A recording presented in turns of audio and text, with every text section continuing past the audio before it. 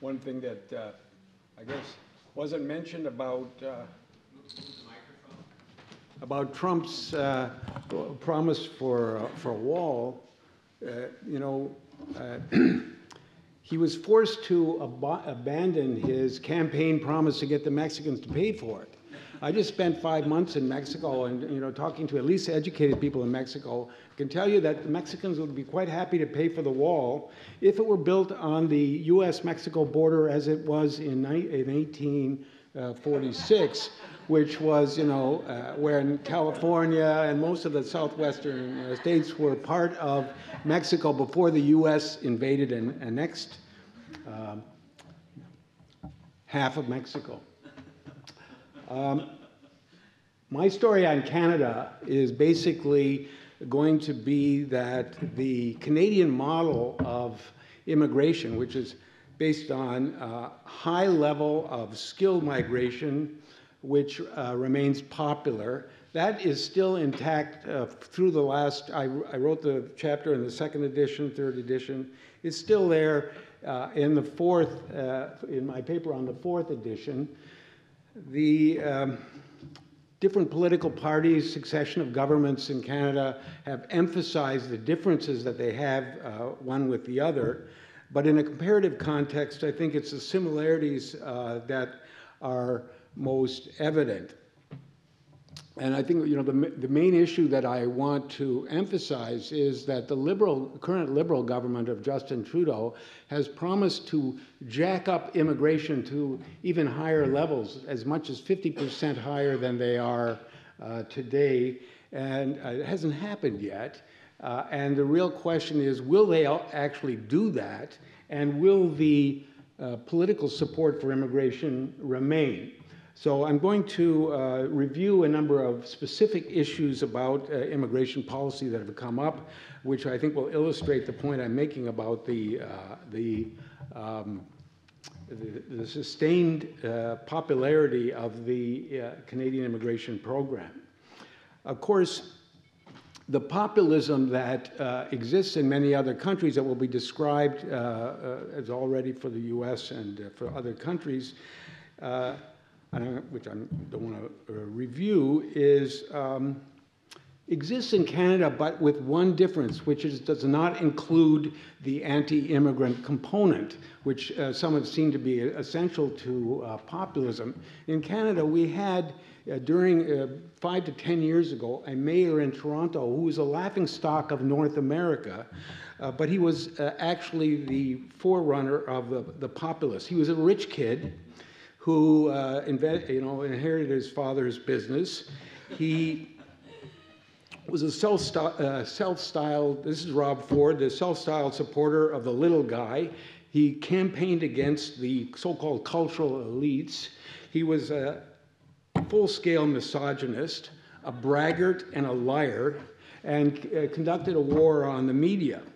He just wasn't anti-immigrant. In fact, his famous cocaine habit was supplied by his connections with the immigrant community.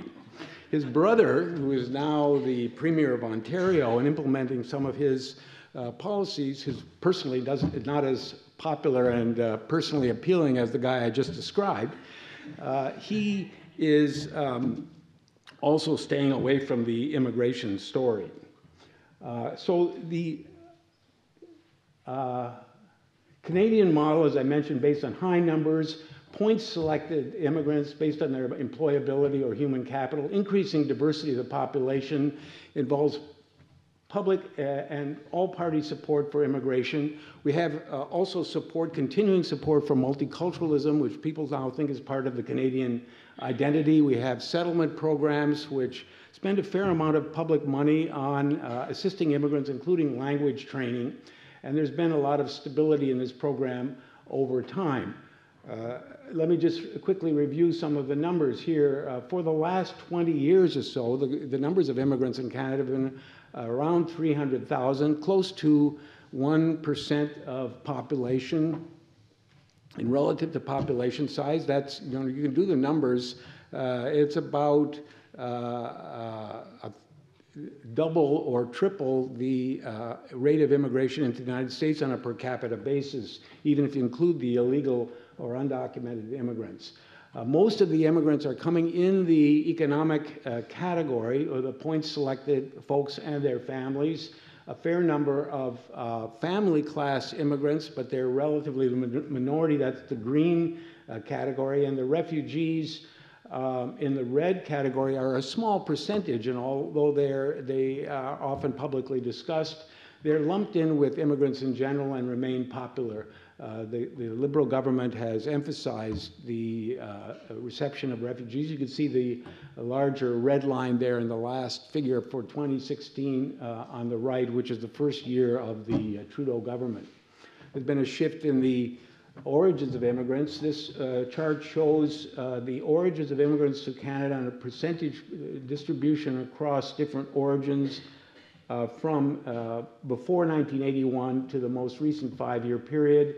The gray bar at the top are the Europeans, and the blue is the United States, and so you can see that shrinking to a relatively small proportion over time.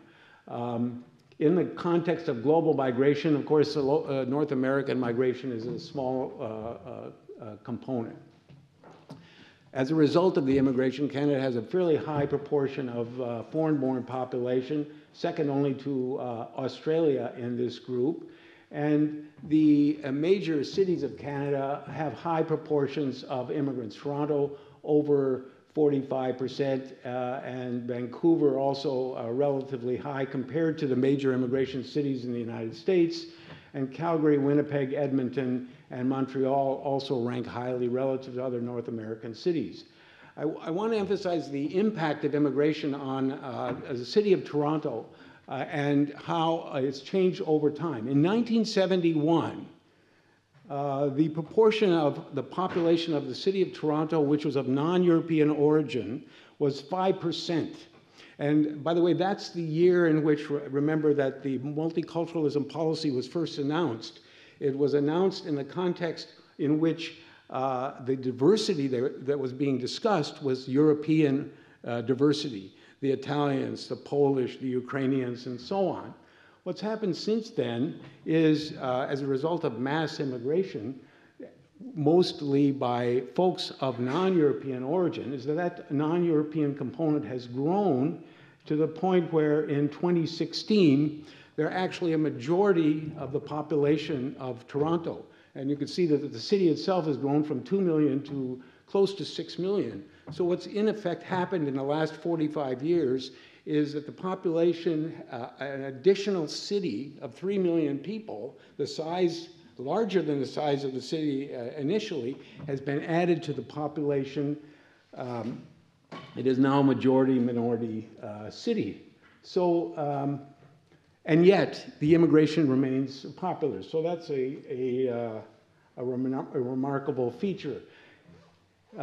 Here's a public opinion poll over time showing that the proportion who disagree that immigration is too high has actually grown during the period when immigration was increasing relative to those who think that it is, who agree that it is too high.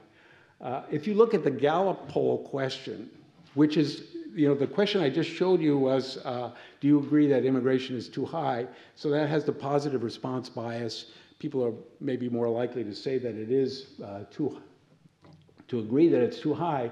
This question was a more neutral question. If it was your job to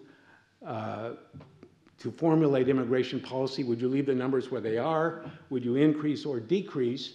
The proportion who say that's okay the way it is, or you should increase, has been the majority in every year since 1975, with one exception, 1983 there, or 82, which was a recession year. But the support has actually grown in the more recent period. The Gallup stopped doing those polls, but others are doing it, like, for example, ECOS research. And again, their results show majority support for keeping immigration as it is or increasing it.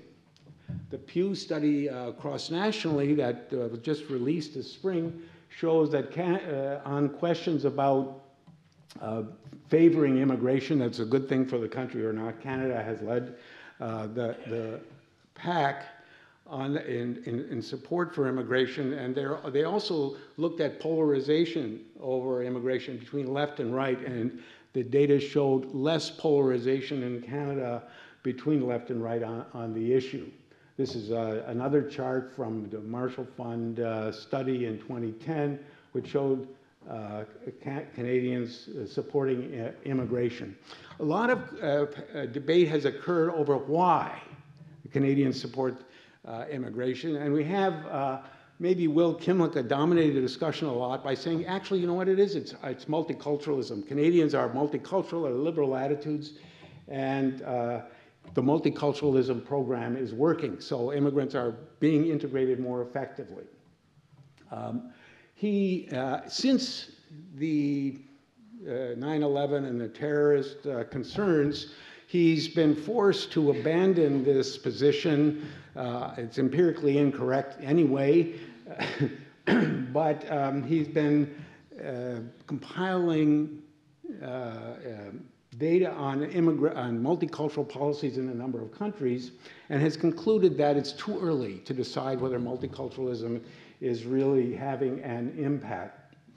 He also showed, by the way, that you draw that conclusion based on evaluating policies in different countries that don't actually use the word multiculturalism, and found that when you do that, actually multicultural policies have been advancing in the world. We're not retreating from multiculturalism, as people say. We're retreating from the word multiculturalism, which is unpopular politically.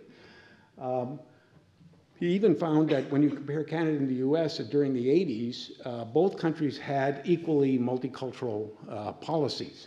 I want to go to this, some data on this that supports this position. If you ask the members of the population in a variety of countries about multicultural issues, you find that there are some surprising results. On this chart, we have survey data from different countries on two components of multicultural attitudes. One, the population belief in the potential for foreigners to be full members of national societies. And you can see on that dimension, Canada, the United States, and Australia rank highly. These are the traditional countries of immigration. They have that as part of their national identity. You're a foreigner, you can become a full member of the national community. On the horizontal dimension is the question of valuing diversity. Do you think that immigrants should retain their culture or blend into the mainstream society? So on the right, you have the more multicultural version. You can see nobody's up in the multicultural quadrant of this particular, the upper right-hand corner. But Canada and the US are quite similar, actually, not that different. And if you separate Quebec from the rest of Canada, you can see that Quebec is sort of dragging Canada away from the multicultural part of it.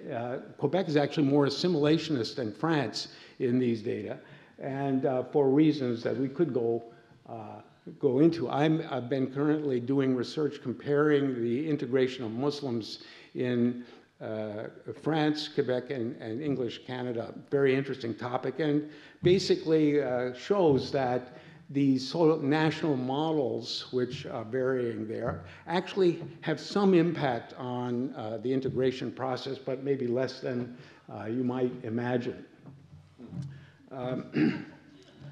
Now, I put forward that the Canadian popularity of immigration is partly due to differences of geography and history. We don't have a border with Mexico. We're not a colonial power with a legacy of obligations to former colonial populations. And as a result, Canada is able to control immigration to an extraordinary degree. And as the Economist magazine pointed out, I think quite rightly, it's easier to be relaxed about immigration when your only land border is protected by a wall the size of the United States. And I would just add to that Canadians actually got the Americans to pay for that wall, which puts them ahead of Trump in dealing with Mexico. The New York Times also pointed out, I think importantly, that even if you have control over migration, doesn't mean necessarily that you're going to do a good job. And I think the Canadians should maybe be credited for taking advantage of the opportunity created by their capacity to control. I mean, the New York Times calls it Canada's ruthlessly smart immigration policy, and I have to point out to my Canadian friends that in New York, to be called ruthless is a compliment.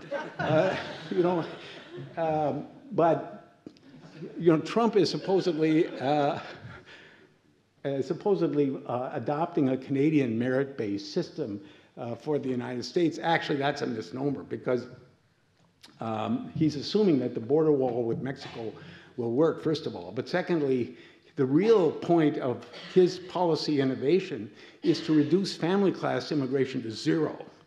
And he wants to then allow only those folks who are relatively uneducated, who have become American citizens due to the amnesty of the 1986, they can bring in members of their family only if they're highly educated. But the Canadian policy of high-skill, point-selected immigrants is to bring in very large numbers of immigrants at the high-skill level. And that's something the United States doesn't really want to do. I mean, the United States already has a high-skilled immigration stream. It's just small. And I think one of the things we're going to find out in the Canadian case when we've tried to improve immigration, improve the employability of immigrants by getting employers involved in immigrant selection is that actually employers don't want very many high-skilled immigrants. They want, there's a few that want that, but if we want high-skilled immigrants, we have to let them in the country and let them find the jobs for themselves. That's the point of the point system.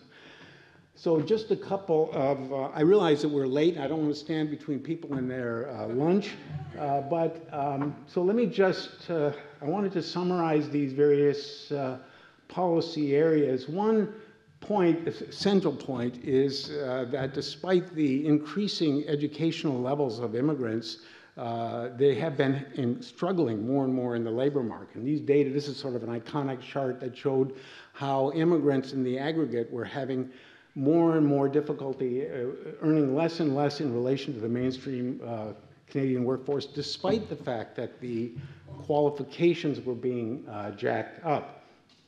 So, and there's various reasons that have been put forward for that. I think one important, the economists have mentioned that the immigrants have had less and less value for their foreign experience. I find that statistically that seems to work, but it doesn't explain it in terms of economic trends. I think that the shift to the knowledge economy is very important, which means that employers are more and more concerned with credentials. They don't know what the foreign credentials mean. Also, labor market inequalities have been increasing in Canada, and immigrants who are working at the bottom end of the income distribution will be affected more by that than other groups. This is showing the relative patterns of inequality in Canada and the US, and you can see the US is increasing more, but it's definitely increasing in Canada. And recent immigrants are much more frequently working at minimum wage and are affected by what is the minimum wage. So, but this trend, this downward trend, has been dealt with by the conservative government of Stephen Harper, no longer in power, mainly by attempting to get immigrants into jobs before they arrive. Well, they've revised the points grid to emphasize more labor market characteristics. They now test language, knowledge of applicants, whereas they used to simply accept their own self-appraisal. They've increased their emphasis on occupations in demand in the workforce. They've shifted the point selector away from work experience, which wasn't counting for much, to being young. They require that their credentials be assessed in terms of equivalence to Canadian before they actually are approved for visas in Canada. A number of innovations, though, have attempted to get employers involved in immigrant selection more than they have been in a number of ways. One is the temporary foreign worker program, immigrants, where employers apply to have temporary workers come into the country. It's possible for those folks at certain skill levels to transition to permanent status. Another opportunity for employers to be involved in selection is the provincial nomination program. The provinces may nominate people for visas to Canada increasingly as a result of agreements with the federal government, and that has increased the role of employers. And I think that that is a potential problem because of the fact that employers as private citizens are concerned only with their own fairly immediate self-interest and not necessarily with the long-term interests of the country.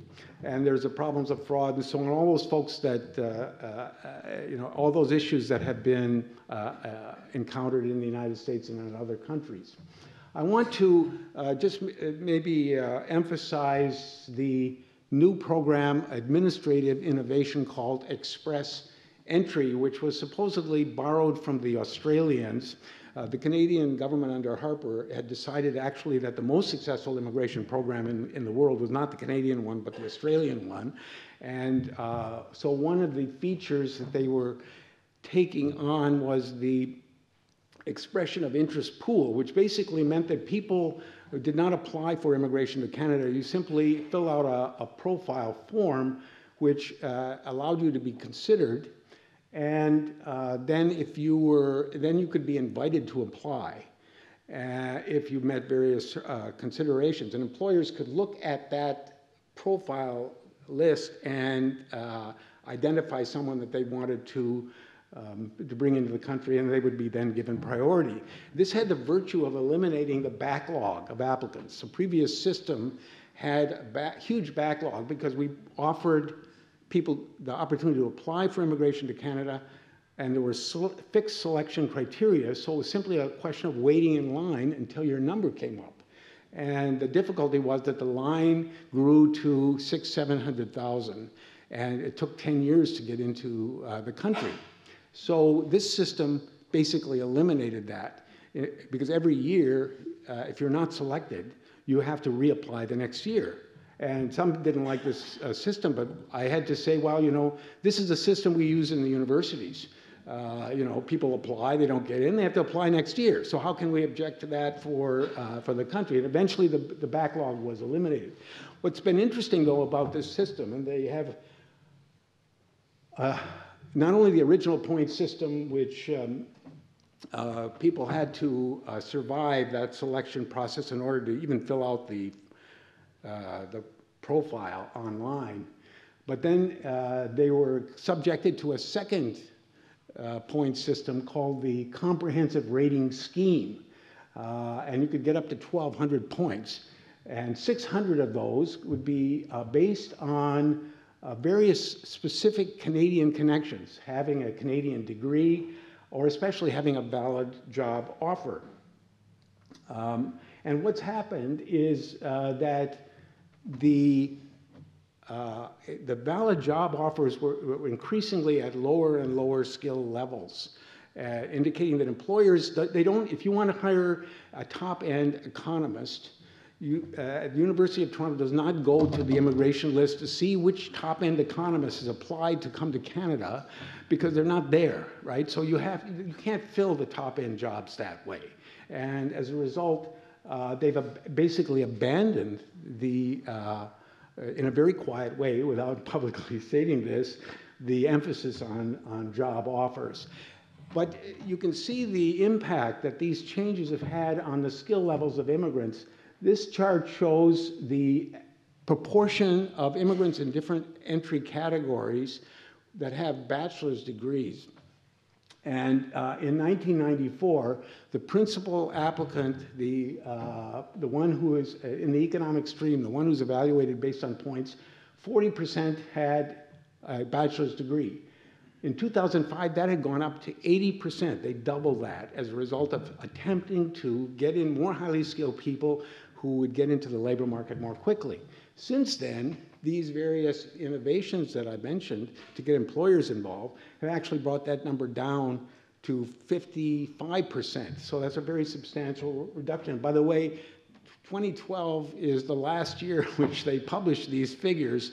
They're not showing this anymore. Instead, they show the skill level in their annual reports, the skill level of immigrants' intended occupation, which they have only for half the immigrants anyway. So the data have been sort of shrouded in a bit of mystery there. We don't really know what's happening.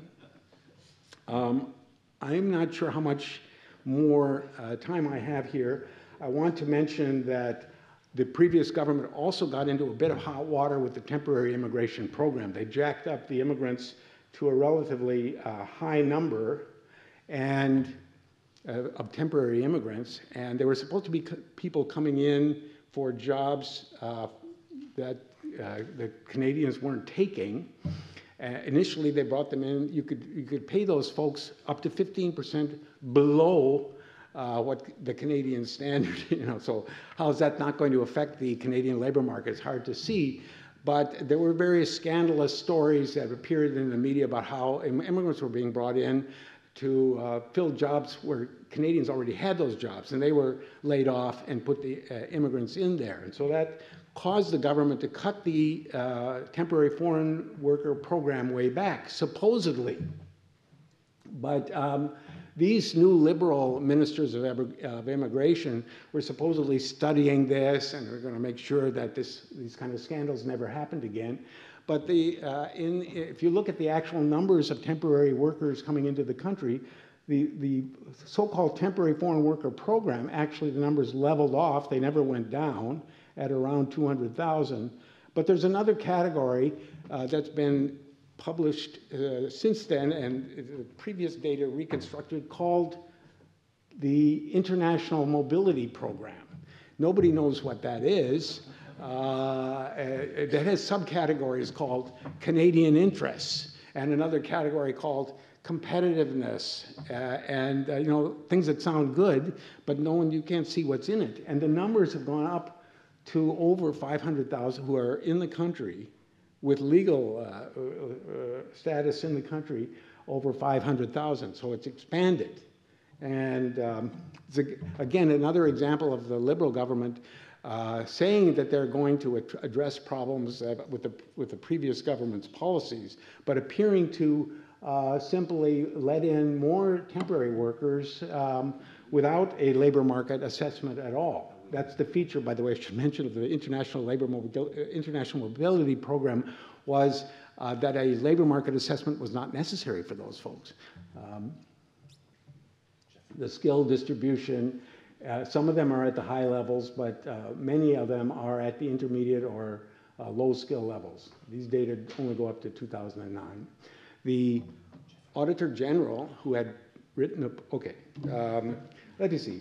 I'll forget that. This just supports the point. I will mention that I mentioned that attitudes are not different. We have racists in Canada, and the studies of racial discrimination in the labor market show important effects. This is a study, a widely publicized study, where resumes were sent by an economist to employers in Toronto and Montreal, and with the difference being only that an Asian name was on some and not on others. And you can see that 30% disadvantage for Asian-named resumes and getting a callback for an interview, even if they have Canadian education and Canadian work experience. If they didn't have that, well, they're going completely at a lower level. So there's a lot of discrimination. It seems to be similar in Toronto and Montreal. A lot of interest, especially in English in Canada, in the new legislation or the policies proposed in Quebec to address the issue of religious accommodation and secularism. And so although the Quebec Charter of Values, which was going to make it difficult for people to get public services if they were wearing a headscarf or some religious symbol like that, that was never implemented because the government that proposed it was thrown out of office, and a lot of people thought, well, okay, we're in the clear on that issue. But now we have a Coalition Avenir Quebec government, which has, as of June 17th, just a few days ago, passed a law banning the wear of religious symbols by public servants, including judges, police officers, and including school teachers. So this is only the government employees, not the members of the public, not the school children, as in France, but there is a law on this, and it is controversial. But again, our data show that the integration of Muslim immigrants in Quebec is actually as good as it is in English Canada. Your time has elapsed. Yeah. So that concludes what I want to say. I just will say that the national models issue in Canada, which has emphasized multiculturalism, I think is showing that it has relatively little impact and that our real advantage over other countries is geographic and historic.